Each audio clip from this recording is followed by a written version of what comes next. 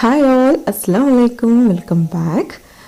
നമ്മളിന്ന് വളരെ ടേസ്റ്റി ആയിട്ട് അതുപോലെ തന്നെ വളരെ എളുപ്പത്തിൽ തയ്യാറാക്കാൻ പറ്റുന്ന നല്ലൊരു പൊറാട്ടയുടെ റെസിപ്പിയാണ് നോക്കുന്നത്. അപ്പോൾ എന്തായാലും നമുക്ക് ഈ ഒരു ഈസി റെസിപ്പി എങ്ങനെ തയ്യാറാക്കുന്നതെന്ന് നോക്കാം. വീഡിയോയിലോട്ട് പോവാം.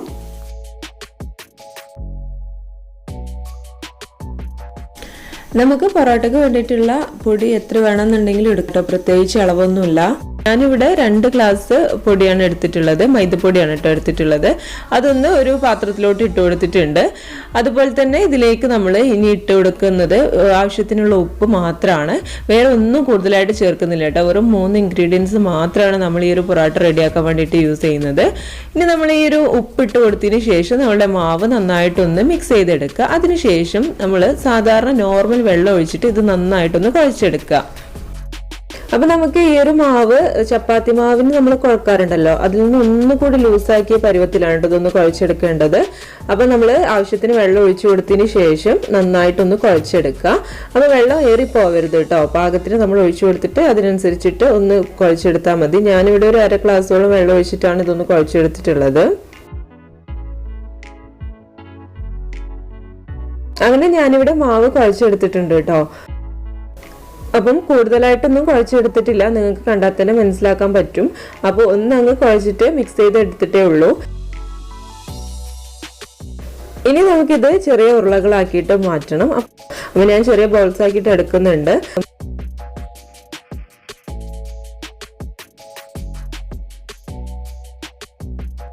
അതിനുശേഷം ഞാൻ ആ ഒരു പാത്രത്തിൽ തന്നെ നമ്മുടെ ബോൾസ് ഒക്കെ ഒന്നങ്ങ് പരത്തിയിട്ട് വെച്ചു കൊടുത്തിട്ടുണ്ട്. അതിനുശേഷം അതിലേക്ക് കുറച്ച് ഓയിൽ ഒഴിച്ചു കൊടുത്തിട്ടുണ്ട്. അപ്പോൾ ഓയിൽ അതൊന്ന് മുങ്ങി കിടക്കാൻ വേണ്ടിയിട്ടുള്ള പാകത്തിന് മാത്രം ഒഴിച്ചു കൊടുത്താൽ മതി. ആ ഒരു ഓയിൽ മുഴുവനായിട്ട് നമ്മൾ എടുക്കില്ല കേട്ടോ, അതൊന്ന് നന്നായിട്ട് സോഫ്റ്റായി കിട്ടാൻ വേണ്ടിയിട്ടാണ് നമ്മൾ അതിലേക്ക് ഓയിൽ ഒഴിച്ചു കൊടുത്തിട്ടുള്ളത്. ഇനി നമ്മൾ ഇത് 1 മണിക്കൂർ ഒന്ന് റെസ്റ്റ് ചെയ്യാൻ വേണ്ടിയിട്ട് വെക്കണം. 1 മണിക്കൂർ കഴിഞ്ഞതിന് ശേഷം ഞാനിവിടെ ഇതുപോലെ ഒരു പലക എടുത്തിട്ടുണ്ട്. അതൊന്ന് നന്നായിട്ടൊന്ന് എണ്ണ തൂവിയിട്ട് ഒന്ന് റെഡിയാക്കി എടുക്കുന്നുണ്ട്. അത് നമ്മൾ കൗണ്ടർ ടോപ്പിലൊക്കെ ഇട്ടിട്ടാണ് ചെയ്യുന്നതെന്നുണ്ടെങ്കിൽ വളരെ എളുപ്പത്തിൽ ചെയ്തെടുക്കാൻ പറ്റൂ കേട്ടോ. ഇപ്പം നമ്മൾ ഇത് വെച്ചിട്ട് 1 മണിക്കൂർ കഴിഞ്ഞിട്ടുണ്ട്. അപ്പൊ ഞാനിതൊന്ന് എടുത്തിട്ട് നമ്മുടെ പലകയിലോട്ടൊന്ന് വെച്ചു കൊടുക്കുന്നുണ്ട്. അപ്പോൾ ഞാൻ പലകയിലായതുകൊണ്ട് തന്നെ ചെറിയ ചെറിയ ബൗൾസ് ആണ് ആക്കിയിട്ടുള്ളത്. ഇനി നമുക്കിതൊന്ന് പരത്തിയെടുക്കണം. അപ്പൊ നമ്മൾ കൈ വെച്ചിട്ട് തന്നെയാണ് കേട്ടോ ഇത് പരത്തിയെടുക്കുന്നത്. ഇങ്ങനെ നമ്മൾ കൈ വെച്ചിട്ടൊന്ന് അമർത്തി കൊടുത്താൽ തന്നെ പെട്ടെന്ന് പരന്ന് കിട്ടും. അപ്പോൾ നമുക്ക് കൈ വെച്ചിട്ട് തന്നെ ഇതുപോലെ ചെയ്തെടുത്താൽ മതി. പിന്നെ നമ്മൾ കയ്യിൽ ഓയിൽ ആക്കുന്നുണ്ട്, നമ്മുടെ മാവിലും ഓയിലുണ്ട്, അതുകൊണ്ട് തന്നെ ഇത് പെട്ടെന്ന് തന്നെ സ്പ്രെഡായി കിട്ടിക്കോളും. അത് കണ്ടില്ലേ, ഇതുപോലെ നല്ല തിന്നായിട്ട് തന്നെ നമുക്ക് കിട്ടും. ഇതുപോലെ ഒന്ന് തിന്നാക്കി എടുക്കുക.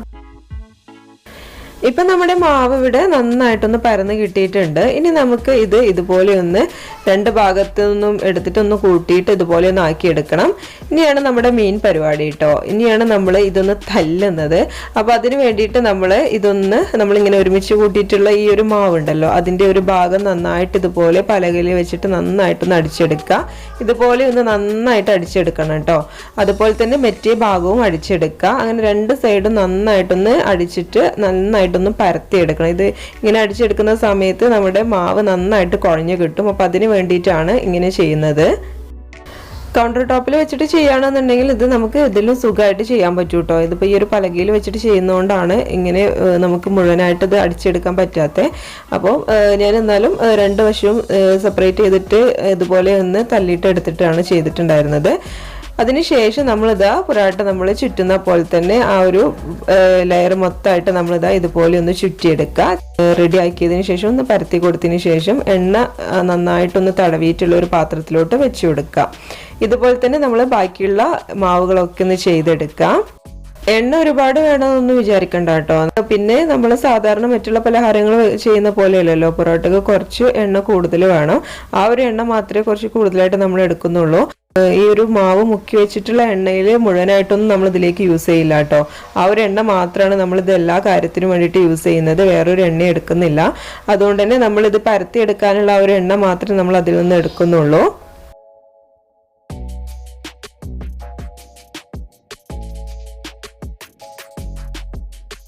നന്നായിട്ട് ഇതിൻ്റെ സൈഡ് ഭാഗം ഒന്ന് നന്നായിട്ടൊന്ന് തല്ലിയെടുത്തതിന് ശേഷം അത് രണ്ടായിട്ടൊന്ന് മടക്കി കാണും കേട്ടോ. അതിനുശേഷം രണ്ടാമത്തെ മടക്കും നന്നായിട്ടൊന്ന് ഇതുപോലെ അടിച്ചെടുക്കുകയാണ് ചെയ്യുന്നത്. അപ്പോൾ ഇങ്ങനെ ചെയ്താലും വളരെ പെട്ടെന്ന് തന്നെ നമുക്ക് ചെയ്തെടുക്കാൻ പറ്റും. ഇത് രണ്ടും തമ്മിൽ ഒട്ടുന്നുള്ള പേടിയൊന്നും പേടിക്കേണ്ടതില്ല കേട്ടോ. നമ്മളിത് കഴിഞ്ഞ് കഴിഞ്ഞാൽ അതൊന്ന് വേർപ്പെടുത്തി എടുക്കുന്ന സമയത്ത് ഇതുപോലെ ക്ലിയർ ആയിട്ട് നമുക്ക് വേർപ്പെടുത്തി എടുക്കാൻ പറ്റും. ഇനി ഇങ്ങനെ നമ്മൾ എല്ലാതും ഒന്ന് പരത്തി എടുത്തതിന് ശേഷം ഒരു 15 മിനിറ്റ് അതൊന്ന് റെസ്റ്റ് ചെയ്യാൻ വേണ്ടിയിട്ട് വെക്കാം കേട്ടോ. അതിനുശേഷം നമുക്കിതൊന്ന് ചുട്ടെടുക്കാം. 15 മിനിറ്റിന് ശേഷം നമ്മൾ റെഡിയാക്കി വെച്ചിട്ടുള്ള നമ്മളൊന്ന് പരത്തി എടുക്കുകയാണ്. നേരത്തെ റെസ്റ്റ് ചെയ്യാൻ വേണ്ടിയിട്ട് വെച്ചിട്ടുണ്ടായിരുന്ന മാവ് എടുത്തിട്ടുണ്ട്. ഇനി നമ്മളിതാ ഇതുപോലെ കൈ വെച്ചിട്ട് നന്നായിട്ടൊന്ന് പ്രസ് ചെയ്ത് കൊടുക്കുക.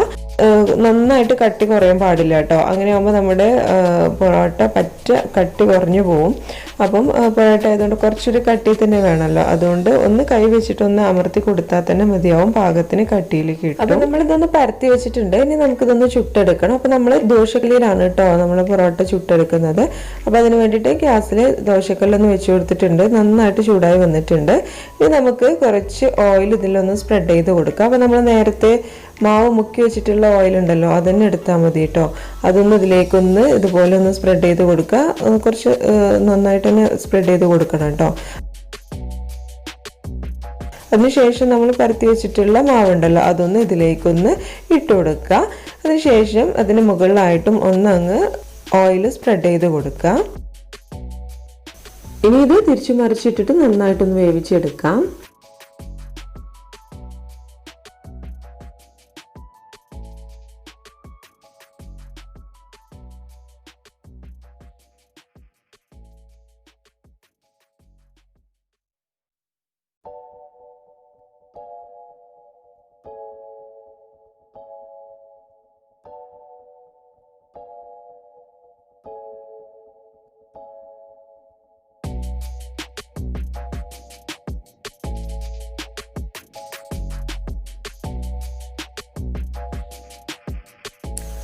അങ്ങനെ പൊറോട്ടയൊക്കെ മുഴുവനായിട്ടൊന്ന് ചുട്ടെടുത്തിട്ടുണ്ട്. ചുട്ടെടുത്തതിന് ശേഷം നമ്മൾ ആ ചൂടോടെ തന്നെ ഇതുപോലെ ഒന്ന് അടിച്ചെടുക്കണം. അപ്പോഴേ നമുക്ക് നമ്മുടെ പൊറോട്ട നല്ല ലെയറായിട്ട് കിട്ടുള്ളൂ. അപ്പോൾ നമ്മൾ ആ ചെയ്തിട്ടുള്ള ലെയറൊക്കെ നന്നായിട്ട് സെപ്പറേറ്റ് ചെയ്ത് കിട്ടണം എന്നുണ്ടെങ്കിൽ നമ്മളിതാ ഇതുപോലെ ചൂടോടെ തന്നെ നന്നായിട്ടൊന്ന് ഇതുപോലെ അടിച്ചെടുക്കുക. ചൂടുണ്ടാവും കേട്ടോ. അപ്പം പക്ഷേ നമ്മൾ ഈ ഒരു ചൂടോടെ അടിച്ചെടുത്താലേ അത് ശരിക്കും നമുക്ക് ആ ലെയർ ശരിയായ രീതിയിൽ കിട്ടുള്ളൂ. അങ്ങനെ നമ്മുടെ പൊറോട്ട ഇവിടെ റെഡി ആയിട്ടുണ്ട് കേട്ടോ. വളരെ എളുപ്പത്തിൽ ചെയ്തെടുക്കാൻ പറ്റുന്ന പൊറോട്ടയല്ലേ. അപ്പോൾ എല്ലാവരും ഇതൊന്ന് ട്രൈ ചെയ്ത് നോക്കണേ. അപ്പോൾ നിങ്ങൾ ട്രൈ ചെയ്ത് നോക്കുന്ന സമയത്ത് നിങ്ങളുടെ ഫീഡ്ബാക്കുകളൊക്കെ അറിയിക്കാൻ മറക്കരുത്. നിങ്ങൾക്ക് ഈ ഒരു വീഡിയോ ഇഷ്ടമായിട്ടുണ്ടെന്ന് പ്രതീക്ഷിക്കുകയാണ്. ഈ വീഡിയോ ഇഷ്ടമായിട്ടുണ്ടെന്നുണ്ടെങ്കിൽ മറക്കാതെ ലൈക്ക് ചെയ്യുക, ഷെയർ ചെയ്യുക, അതുപോലെ തന്നെ സബ്സ്ക്രൈബ് ചെയ്യുക. അപ്പോൾ നമുക്ക് നെക്സ്റ്റ് വീഡിയോയിൽ വീണ്ടും കാണാം. താങ്ക്